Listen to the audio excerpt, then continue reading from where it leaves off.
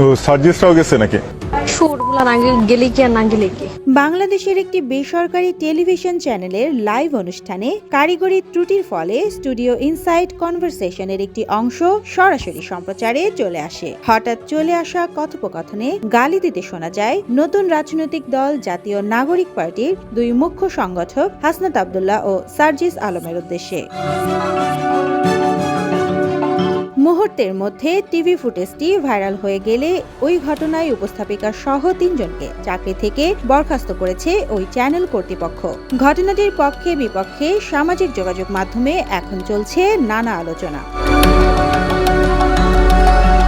হাসনাত আব্দুল্লাহ নিজেও Facebook verified account থেকে একটি পোস্ট দিয়েছেন। তিনি স্ট্যাটাসে ওই টিভির সাংবাদিকদের চাকরি ফিরিয়ে দেওয়ার আহ্বান জানিয়েছেন। তিনি লিখেছেন, আমরা এই দ্বিমত প্রকাশের স্বাধীনতার জন্যই আন্দোলন করেছিলাম। আপনার এই গালির স্বাধীনতার জন্যই আন্দোলন করেছিলাম। শুধু মত প্রকাশ নয়, দ্বিমত প্রকাশও অব্যাহত থাকুক, যোগ করেন তিনি।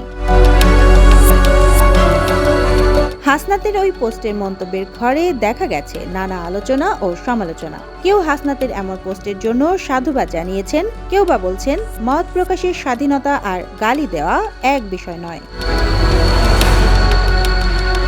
হাসনাতের ওই পোস্টে মন্তব্য করেছেন শাহরিয়ার নাজিম জয়। তিনি লিখেছেন, এটা একটা বড় মনের পরিচয় আপনারা দিলেন। মানুষ গালি দিতে দিতেই ভালোবেসে ফেলে, আবার ভালোবাসতে বাসতেই গালি দিয়ে ফেলে। এটাই মানুষের চরিত্র।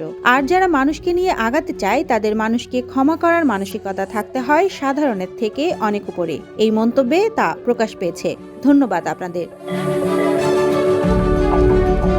তবে গালি দেওয়ার ক্ষেত্রে কোনো বিধিবিধান আছে কিনা, আইনে কোনো বাধা আছে কিনা, এসব নিয়ে সামাজিক মাধ্যমে চলছে নানা আলোচনা।